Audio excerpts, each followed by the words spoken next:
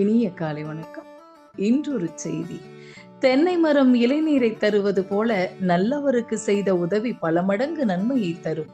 பாலை காய்ச்சினாலும் சுவை குறைவதில்லை. அதுபோல நல்லவர்கள் வறுமையிலும் நேர்மையை இழப்பதில்லை. நல்லவர்களை காண்பதும் அவர்கள் சொல் கேட்பதும் அவர்களோடு உறவாடுவதும் நம் வாழ்க்கையின் பாக்கியம்.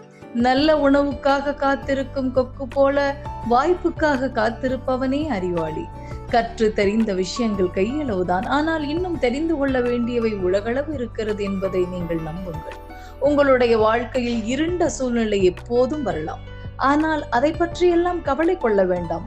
நீங்கள் அழியாத ஆன்மா என்பதை நீங்கள் புரிந்து கொள்ளுங்கள். மிக தீர்க்கமான ஒளி உங்களுக்குள் இருக்கிறது, அதை மட்டும் மறந்து விடாதீர்கள். ஒரு புத்திசாலி நபருக்கு மிக முக்கியமான விஷயம் நான் யார் என்பதை அறிந்து கொள்வது தான். அதை மறந்து அறியாமல் நீங்கள் வாழ்கின்ற வாழ்வு அர்த்தமற்றதாகி போகிறது. இந்த நான் யார் என்பது அறிவது ஒரு சவால், ஆனால் அது முடியாது என்றெல்லாம் சொல்லிவிட முடியாது. அதை கற்றுணர்ந்தால் நீங்கள் தான் நானே. இந்த உலகம் உங்கள் வசம் அல்ல. நீங்கள் எதை பற்றியும் கவலைப்படாமல் ஓர் அழகான வாழ்க்கையை வாழ்வதற்கு உதவுவது உங்களை பற்றிய தன்னிலை அறிதலை அறிந்து கொள்ளுதல்.